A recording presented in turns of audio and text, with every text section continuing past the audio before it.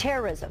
A homemade device packed with shrapnel exploding through a store, injuring 13 people there. No terrorist organization has claimed responsibility there either. Putin phoned President Trump earlier this month, you may remember, thanking President Trump for a tip that helped stop other bombings in Russia's second largest city. And a former State Department employee with ties to Senator John McCain subpoenaed over connections to the fake Trump dossier. The House Intelligence Committee demanding answers from McCain Institute staffer David Kramer about his reported firsthand knowledge of the bogus report. According to some court records, Kramer met with the author hired by Fusion GPS to write the dossier that helped kickstart the FBI Russian probe. So lots breaking this morning to look into throughout the day. But in the meantime, President Trump is ending 2017 on a high note, visiting some of our nation's heroes at a West Palm Beach fire station while touting his accomplishments and firing back at his predecessor. Griff Jenkins joins us now from Washington, D.C. with more on this. Good morning, Griff. How you doing?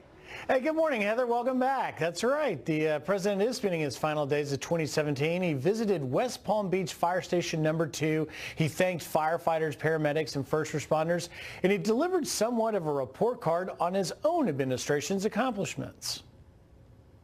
The stock market hit a new high 84 times since we won the election on November 8th of last year. So that's something we can all be proud of. That's a record level. We have the all-time record for stopping ridiculous regulations, and we're very proud of that. Now you can go back to work and do your job. And he has stayed busy on Twitter addressing all number of things from next year's legislative agenda to the Russia probe, and even taking a shot at former President Obama as news of the defeat of ISIS came to light, tweeting this picture comparing the day he was inaugurated on January 20th with an estimated 35,000 ISIS fighters with vast swaths of territory in Iraq and Syria to estimates last week of just 1,000 firefighters, ISIS fighters left. But the former President Obama hasn't remained silent. In an interview with the soon-to-be married Prince Harry, he took aim at President Trump without mentioning him by name, but certainly making it clear he was referring to President Trump's Twitter habits. One of the dangers of the internet is that people can have entirely different realities. They can be just cocooned in information that reinforces their current biases. And now there are no public events scheduled today as the president remains in Florida through the new year. But we do know already, Heather, that the president has scheduled a meeting with Paul Ryan and Mitch McConnell at Camp David the following weekend, January 6th and 7th, to talk about that new legislative agenda. Stay tuned to Twitter. We may hear yet more about what he hopes to accomplish. Yeah, I have a feeling we'll hear more on Twitter for sure. All right. Thank you so much, Griff. Have a great day. You too. Well, President Trump, meantime, taking a jab at President Obama, as you just heard Griff talking about, taking a jab at President Trump without even saying his name. Opinion editor for the Washington Times, Charles Hurt, calling out the former president, saying that Twitter is a way for President Trump to get around the vicious media that despises him and communicate directly with the American people. This reminds me of how obnoxious President Obama can be. He goes over to the BBC and talks to Prince, whatever his name, William, or whatever his title is, Harry, and whatever. And he does this interview where he's clearly attacking the president. And this notion that you're going to attack the president for using Twitter is akin to me attacking FDR for using the newfangled radio to do his fireside chats. It's just a form of communicating with people and a way he can communicate with people around a media that viciously despises him. And this isn't the first time that President Obama has criticized President Trump. Most recently, he took aim at the current president in a Paris climate change speech saying, quote, "We have a temporary absence of American leadership on the issue." A lot of people talking about whether or not he's violating the Logan Act. Walking a very close line there, President Obama is. Well, record-breaking snowfall burying parts of Pennsylvania and New York. Huge amounts as bitter cold temperatures grip the nations. Look at this, just covered there. Upstate New York issuing a state of emergency, in fact, and a travel advisory. I've not seen this. I've lived here my whole life, and I've not seen it for a couple of years here. So we've really gotten hit this year. Well, Lorraine firefighters rescuing a woman trapped in her home using shovels and a plow to dig her out. And then this happened, a small plane skidding off a snowy runway in Indiana, sliding right into a cornfield. And now a major Arctic blast in the Northeast. Temperatures this morning feeling like 20 to 30 degrees below zero. That's below zero. The bitter cold expected to last through the new year. Quite a way to ring it in, huh? Well, power in the meantime is restored overnight at Disneyland after a massive outage that brought rides to a standstill. A lot of people stranded in the dark during one of the park's busiest weeks of the year. You would imagine that. Ellison Barber has the latest on what went wrong. Disneyland, Walt Disney's original theme park, which calls itself the happiest place on earth, hit with a major power outage Wednesday during one of the park's busiest weeks of the year. The outage disrupting a number of park attractions for hours, leaving some passengers reportedly stranded for at least 20 minutes on several popular rides. We were in a small world and all the lights go off. What do you feel about the idea of a power failure kind of affecting your day? It's disappointing. Some guests say they had to wait to be escorted from stalled rides. Disney blames an issue with a transformer that supplies power to the Toontown and Fantasyland sections of the park. The famed monorail, It's a Small World, and Pirates of the Caribbean rides were among the attractions affected. Some park visitors voiced complaints and asked for refunds via social media. At the time of the outage, Disney's LA TV station reported the park was packed at near capacity for the day. Fire crews in Anaheim say no rescues were made. The 85-acre park received some 44,000 visitors a day. Wednesday's power outage initially unfolded around 10:45 a.m. Electricity was fully restored by 4:30 p.m. local time. I'm Ellison Barber, Fox News. All right, glad they got that back. And the Powerball jackpot surging to $384 million overnight after no one hit the jackpot. Last night's $337 million drawing tied for the 25th largest in U.S. history. And check your tickets, though. There were some smaller winners. The numbers, in case you didn't see them, they were 3, 9, 16, 56, 60 with the Powerball number of 3. The next drawing is Saturday. Your odds of winning, 1 in 292 million. But your odds are 0 if you don't play, right? Well, the time now is about 9 minutes after the top of the hour. A New Year's Eve lockdown from New York to Las Vegas, how police are preparing for anything in the wake of recent attacks. And it will be a happy new year for the dozens of convicted criminals who just got a get-out-of-jail-free card from New York Governor Andrew Cuomo, illegal immigrants included. And Putin, the peacekeeper, the Kremlin wants to play middleman, apparently, between America and North Korea. While our next guest says that it's all smoke and mirrors. Welcome back to Fox and Friends First. At least 18 convicted immigrant criminals no longer facing deportation thanks to that man right there, Andrew Cuomo. The New York governor passing down 61 total pardons, 39 of which involved teens with minor crimes. Now, this is the second time that Cuomo has pardoned immigrants, defiantly challenging President Trump's promise to crack down on illegal immigration. And he is not alone. Illegal immigrants also catching a break in California. The Orange County Sheriff's Department will no longer check the immigration status of inmates. Deputies also will not alert ICE agents of undocumented offenders. This in coordination with the so-called Sanctuary State bill going into effect January 1st. And Governor Jerry Brown signed the bill back in October, prohibiting local police officers from helping enforce immigration laws. Well, switching gears now, Vladimir Putin says that he's now ready to play peacemaker. The Russian president offering to mediate talks between North Korea and the United States. A spokesperson for the Kremlin saying that Russia's readiness to clear the way for de-escalation is obvious. And would Putin really help ease tensions on the world stage, or would Russia's involvement further strain the situation? Here now to weigh in is national security and foreign policy analyst Ari Aramesh. Thank you so much for joining us, Ari. We appreciate it. Good morning to you, too. So does this sound like a good idea to you, Russia as peacemaker between the U.S. and North Korea? No, it doesn't. First and foremost, it's not North Korea versus the U.S. It's North Korea versus the entire international community. There have been so many United Nations Security Council resolutions unanimously passed against North Korea and its nuclear tests and its intercontinental missile tests that places North Korea as probably the pariah, the most sort of pronounced pariah in the international community. So by trying to have the Russians mediate between the U.S. and North Korea, we're trying to redefine this problem as a U.S.-North Korea problem. And as a matter of fact, this is a North Korea versus the rest of the world problem, first and foremost. Secondly, Go ahead. Your second point.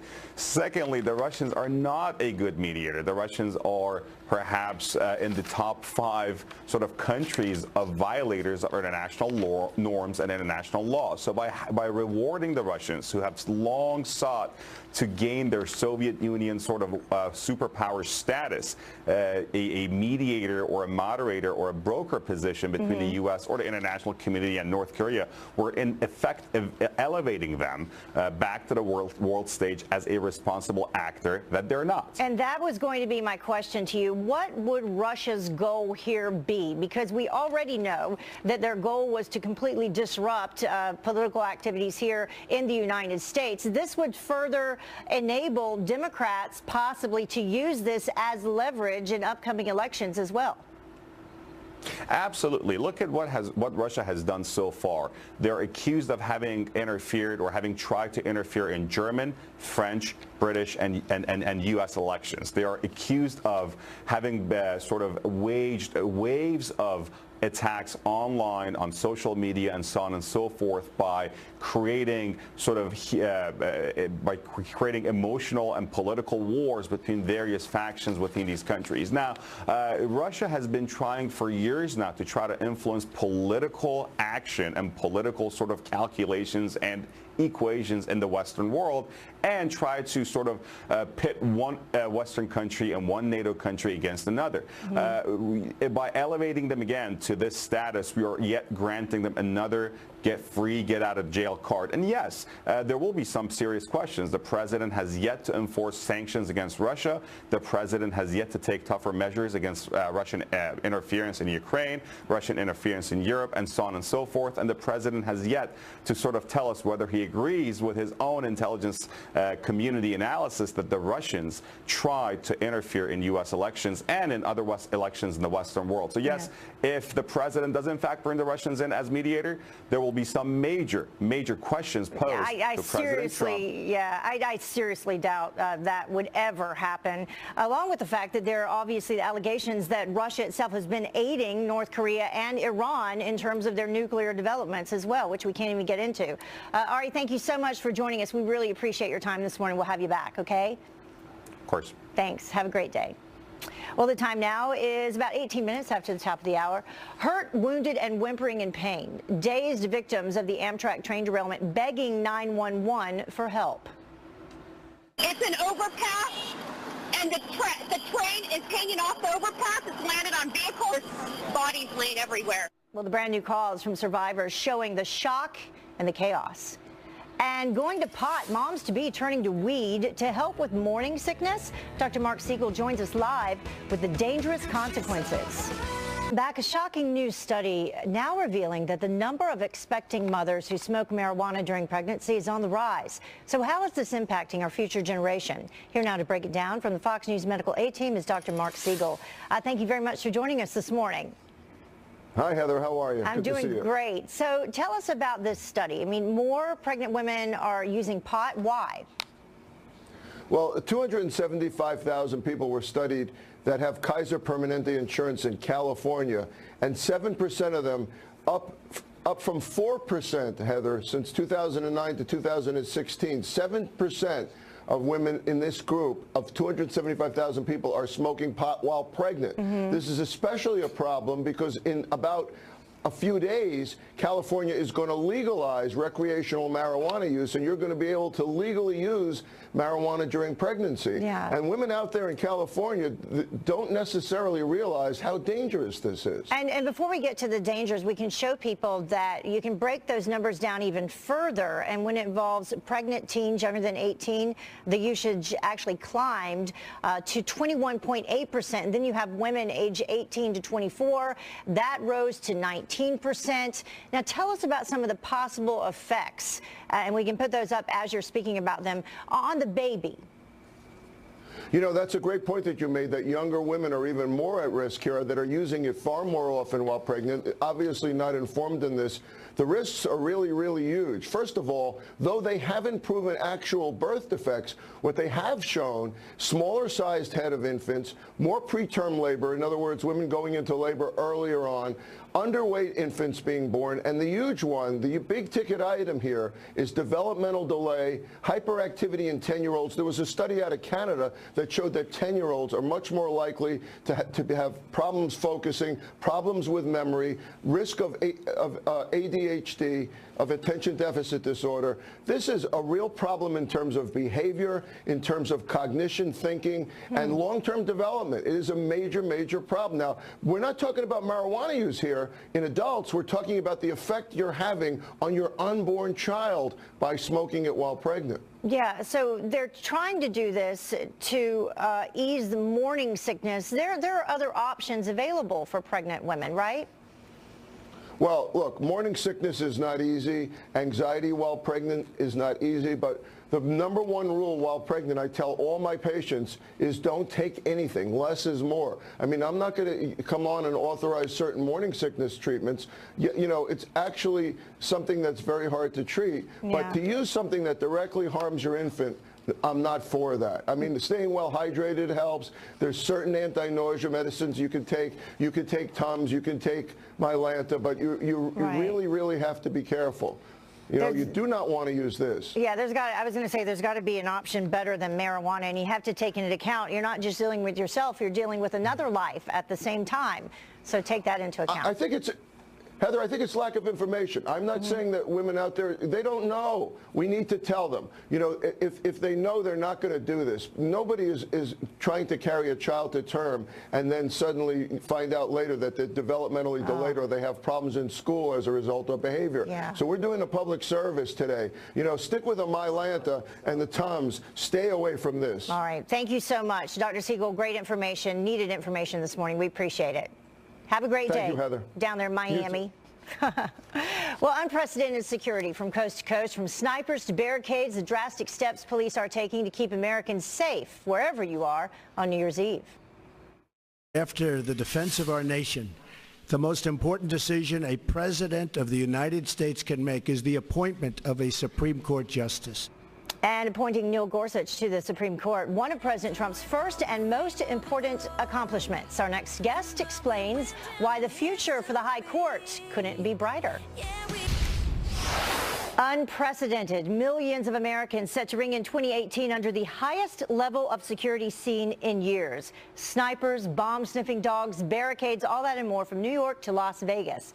Well, Casey Siegel is here now with what's being done to keep Americans safe. Casey, so great to have you here in New York City in studio with us. Thanks, Heather. I'm going to be leaving in time for the New Year's Eve celebration in the Big Apple, but regardless of where you are, law enforcement officials say get ready to see security like you have never seen it before all across the country.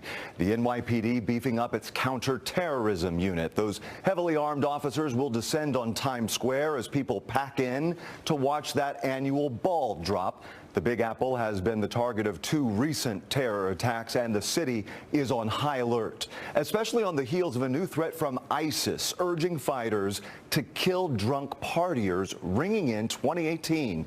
Security experts say cops not only looking for the obvious, but subtle hints of trouble, too. Look for that individual whose bag doesn't match his clothing. If he's got a $1,000 bag and he's wearing, you know, Dickies, I would be looking for somebody who's white-knuckling a bag. When you see them holding onto that thing really tight, if he's barreling with those eyes and steaming towards a direction, holding a bag, knuckling it, it's a problem. There will also be increased security at and on top of office towers and hotels.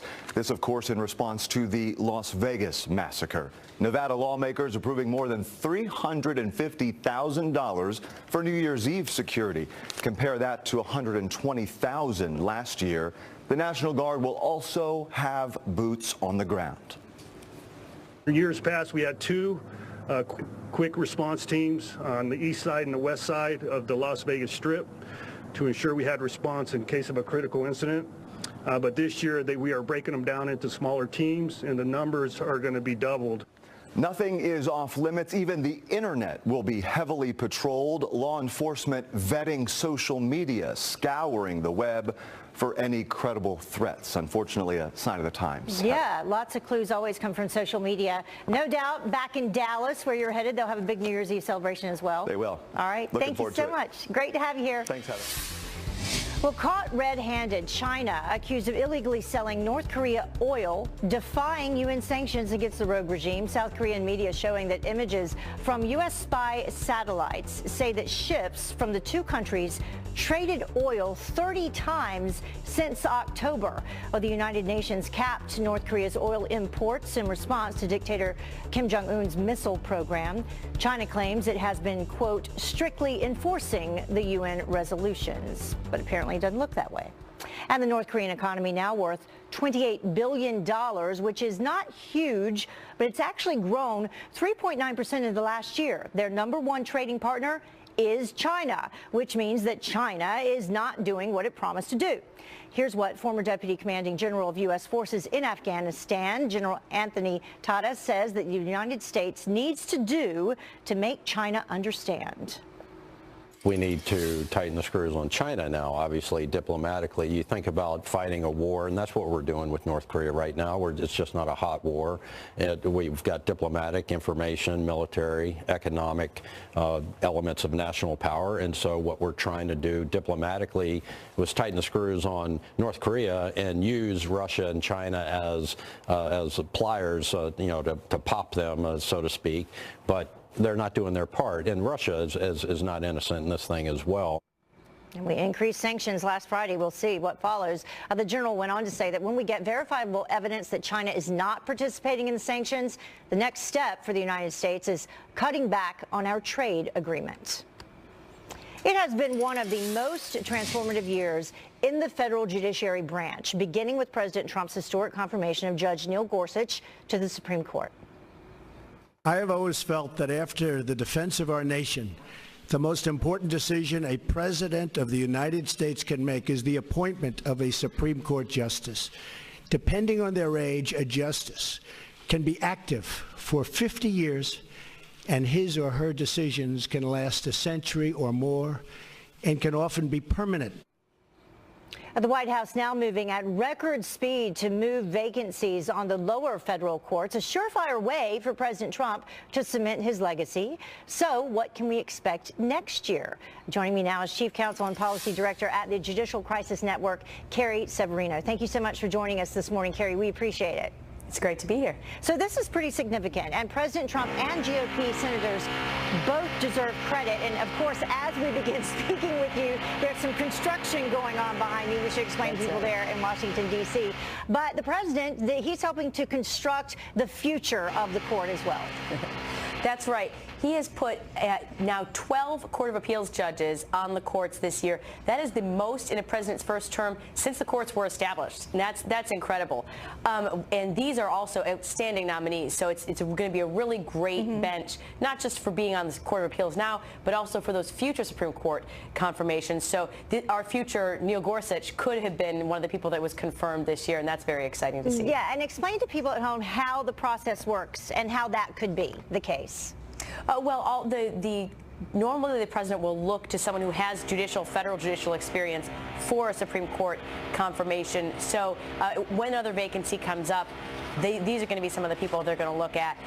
But also, 99% plus of cases are decided and end at the Court of Appeals level. So the Supreme Court doesn't fix everything they do. You need to have great people in these positions. That's why it's so good to see this group, just outstanding. They're people who've been on their own state Supreme Courts, who have taught at leading law schools, have been at some of the top law firms in the country. Really a stellar group of nominees. The challenge now is we got to keep this pace going, because we have had 12 Court of Appeals nominees in, but there are 160 vacancies now on these courts. You can't keep going just a 20 at a time. I think it would have been 19 total nominees this year confirmed. We've got to keep their foot on the gas. So you mentioned some specific out of this pool of people now available that presumably President Trump will choose from. We have a look at 4 of them specifically. Out of these 4, any that stand out to you? And we can put those up on the screen, I believe. We have Judge Amol Thapar, who then we have Judge Thomas Hardiman. We have Judge Joan Larson and Judge Diane Sykes as well. Yeah, all of those are so great, and they're part of the president's excellent list of nominees that he put out during his nomination to be president. And those names, they show you some of the diversity. You've got Judge Amol Thapar, who was the first South Asian on his Court of Appeals. Justice Joan Larson of the Michigan Supreme Court, again, one of those state Supreme Court justices, now a federal judge.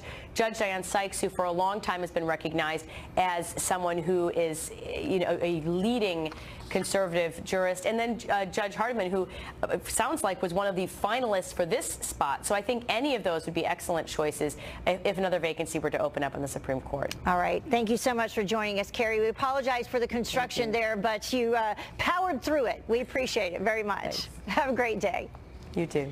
Well, the time now is about 20 minutes until the top of the hour, and thousands of people flooding tax offices across the country trying to take advantage of deductions before the reform bill takes effect. But is all the chaos for nothing? Well, sports and politics collided in controversy with the NFL national anthem kneeling protest.